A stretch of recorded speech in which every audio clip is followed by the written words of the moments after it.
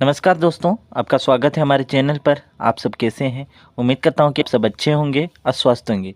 आज की इस वीडियो में हम लोग क्लास 10 के मैथ के सवाल को बनाएंगे। सवाल क्या है? तो इसमें समीकरण को हमें विलोपन विधि से हल करना है कि किस तरह से समीकरण को विलोपन विधि से हल किया जाता है। ठीक है, तो देखिए विलोपन विलोपन विधि, तो विलोपन विधि में हम विलोप करते हैं। ठीक है, किसका विलोप करते हैं? या तो हम x का विलोप करते हैं या y का विलोप करते हैं, मतलब उसे विलुप्त करते हैं। ठीक है, तो कैसे विलुप्त करेंगे?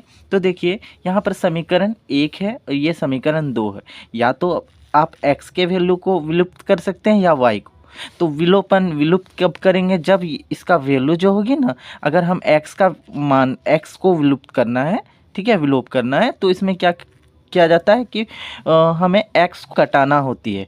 तो x कब कटेगी? ठीक है, कब कटेगी? जब x का वैल्यू बराबर होगी तभी कटेगी x का वैल्यू। अगर y का हमें विलोप करना है तो y के वैल्यू को बराबर करना होगा कटाने के लिए। ठीक है, तो देखिए यहाँ पर x के आगे में इस जगह पर 1 है, ठीक है, और यहाँ x के साथ 2 है। तो ये तो एक जैसा तो नहीं है, x के साथ यहाँ पर 1, x के आगे में 1 छिपा हुआ है और यहाँ x के साथ 2 है। तो ये तो बराबर नहीं, तो हमें बराबर लाना होगा। कैसे बराबर लाएंगे? तो देखिए यहाँ पर समीकरण 1 ये दिया गया और ये समीकरण 2 है। तो समीकरण 2 में x के साथ गुना क्या हुई है? तो 2 गुना हुई। तो हम ऐसा करते हैं, अगर हमें x को बराबर लाना होगा समीकरण 1 का, तो हमें इसको क्या करना होगा? समीकरण 1 को हम 2 से गुना करेंगे। ठीक है, समीकरण 1 को 2 से गुना करेंगे। तो देखिए ये तो 2 से गुना कर दिए। अब यहाँ पर दूसरा जो समीकरण है 2x घटा 3y बराबर 4 है, और हमें अगर x का मान एक ही बराबर लाना है तो 2x है, यहाँ पर इस जगह पर क्या है? कुछ नहीं तो 1 है। तो यहाँ पर कुछ नहीं तो 1 है ना, आगे में 1 छिपा हुआ। ठीक है, तो 1, तो इस समीकरण 2 को हम 1 से गुना करेंगे तब ये बराबर होगी। देखिए कैसे, ये समीकरण 1 गुना 2 किए हैं, तो ये जो समीकरण 1 के साथ 2 गुना किए हैं तो पूरे में ये गुना हो जाएगी, पूरे के साथ। ठीक है, x के साथ, y के साथ, फिर 5 के साथ भी।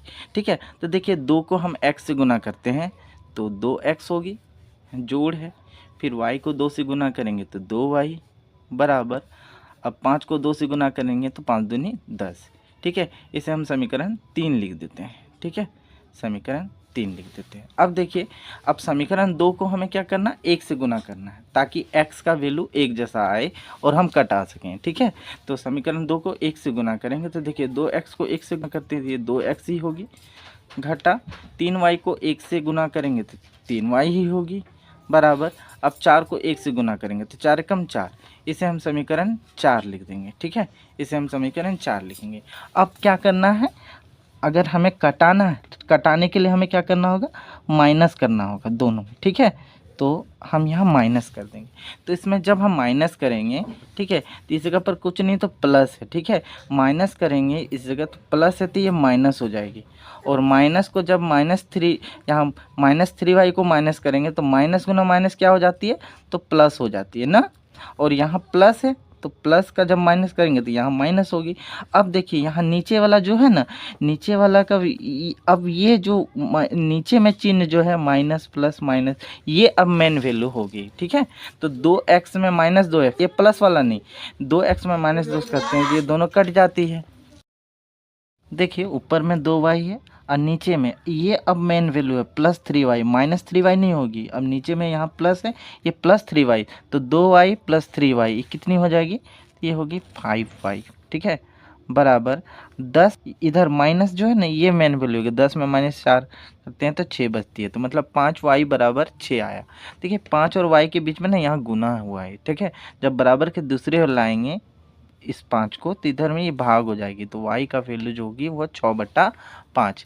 तो यहाँ y का वैल्यू अब निकल गई है। ठीक है, अब हमें x का वैल्यू निकालना है।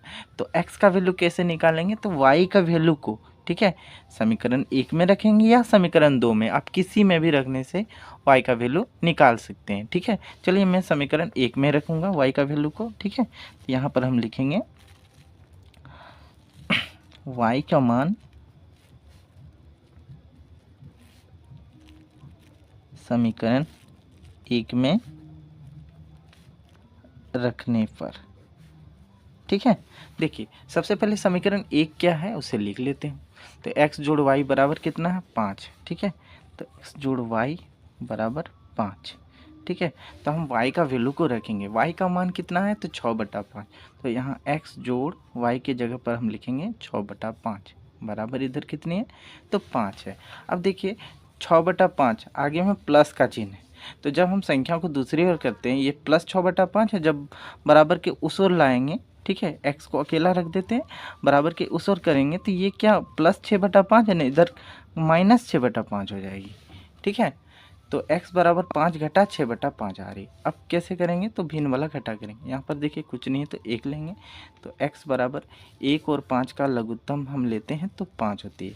1 से 5 को भाग देंगे, ठीक है, तो भागफल 5 होगी। 5 को ऊपर में 5 उससे गुना करेंगे तो 5 25 घटा।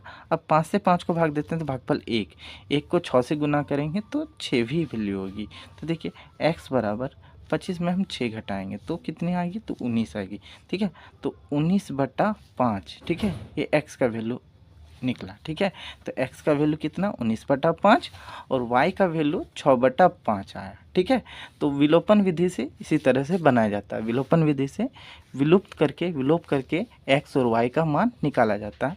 तो ये हमारा कुछ इतना आंसर आया। ठीक है, तो उम्मीद करता हूँ कि आपको सवाल समझ में आ गए होंगे।